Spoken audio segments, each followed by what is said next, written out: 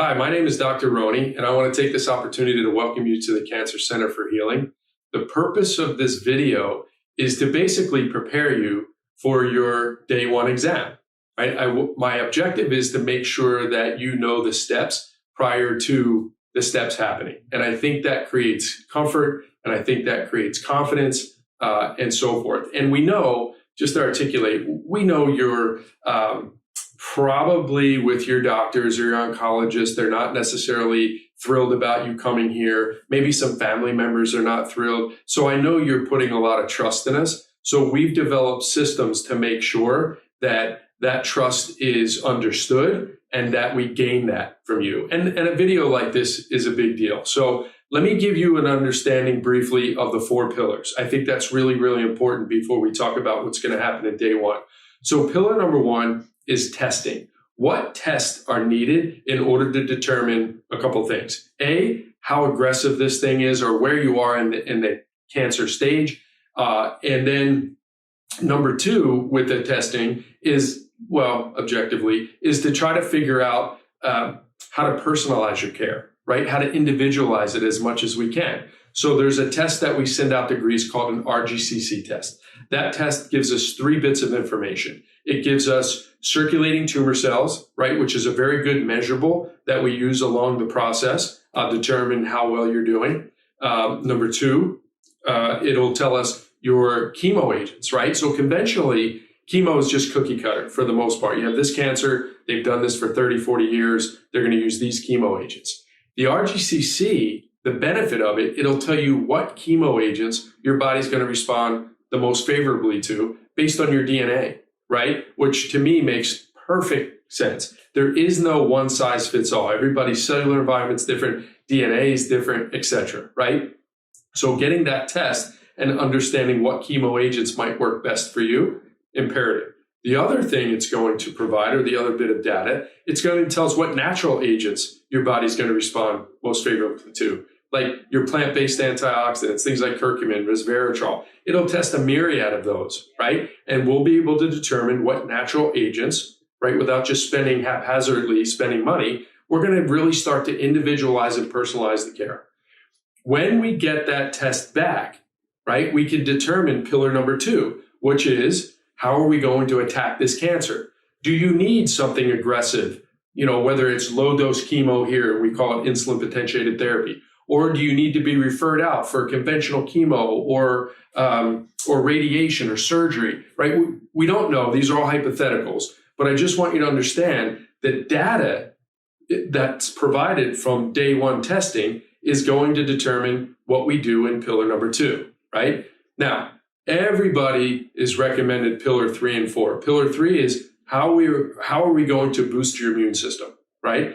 Mistletoes, vitamin C IVs, supplements, whatever it might be. We need to simultaneously get your immune system working better for you so it can fight the fight, right? I think that makes perfect sense. And pillar number 4 is, how are we going to determine what caused this to happen? What happened to your cellular environment that the immune system no longer identified bad cells, right? Something or things had to cause that. That could be your diet, your exposure to toxins. It could be your gut health. It could be your liver not processing and detoxing properly. It could be infections, bacterial, viral, parasitic, mold infections, right? Fungal infections like candida or mold. It could be heavy metals, non-metal toxins. It could be your stress, right? Cortisol can really affect this in a great way. It could be your hormone balance, thyroid, exposure to EMS, not sleeping well. All these different things, gang, have to be determined as well. So when we talk about the 4 pillars, it is over years of experience and research what we feel is going to maximize your health potential, and what we see is not being done, consistently enough in this world of cancer care. So 4 pillars is the way to maximize your upside, okay? So now with that, when you get in to see the doctor, you have provided a lot of data for them. They are going to have reviewed that when you see them. Their job then is to determine what else needs to get done. So again, in that pillar number 1, they're trying to figure out how to get to pillar number 2, which is, how do we attack this thing? What do we need to do? So they're going to recommend testing. That test, the RGCC test that we send to Greece, takes about 3 weeks to come back. So this is what's going to happen. They're going to run those tests, or recommend we run those tests, and then they're going to give you an interim plan. So the day 1 to about week 3 or 4, you're going to have a plan that the doctors are going to recommend. It's going to include things like vitamin C IVs and mistletoes, potentially. It will include detoxification principles. It will include seeing maybe some of the other providers here that are going to help you understand what caused this. But make no mistake, in that interim time that the RGCC comes back, we need to get started, right? Cancer, 10-year process. It's been developing. We don't want to wait. We don't believe in staying idle. So the doctor's going to recommend a plan for you. Then that day that you schedule and do the RGCC, we're going to schedule you for a 3-week follow-up. And the follow-up is then going to allow the doctors to review everything and give you a recommended plan of action from that day forward, okay? That could look many different ways, but hypothetically, say it's a low-dose chemo for 8 weeks. They'll recommend the low-dose chemo for 8 weeks, plus pillar 3 and 4 immune boosting and cleaning up the causes. And then at week 8, you'll have a reevaluation already scheduled, right? And that way, the doctors can reevaluate the measurables to determine what the next step is. The point I'm making is I want every step of the process to be mapped out for you ahead of time.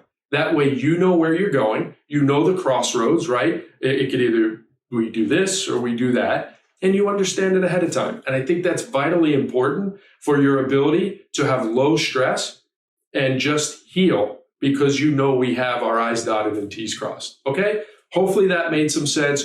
Moving forward, after day 1, when you get done, you're going to have a patient advocate assigned to you. Somebody's actually going to hold your hand through the entire process of getting scheduled and getting your IV scheduled and getting supplements if the doctor recommends them, and making sure that you do not have any questions that are creating concern, right? You'll also be scheduled with me probably in the first week. And then my job is also to make sure everybody else is doing their job. So again, we've identified things systematically, or that need to get done for you to feel comfortable being here and for us to give you the best care. Okay? So that's what you can expect on day 1.